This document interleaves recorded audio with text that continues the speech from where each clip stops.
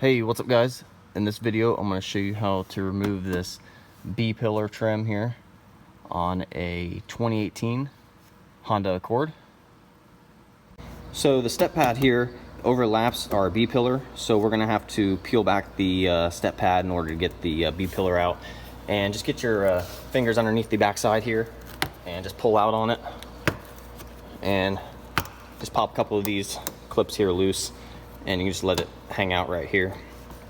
And then we're gonna do the same thing on the back step pad here too.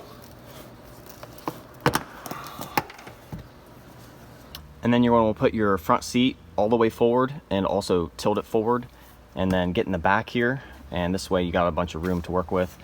And so how it works is this B-pillar, you can see it rolls over the weather seal here.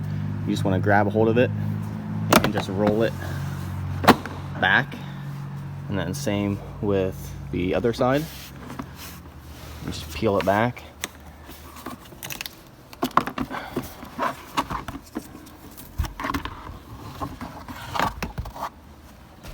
And that's it, guys. It's real easy to put back on. Just stick it back up there and then just roll this edge back over the trim. But yeah, that's how you remove the B-pillar. Thanks for watching.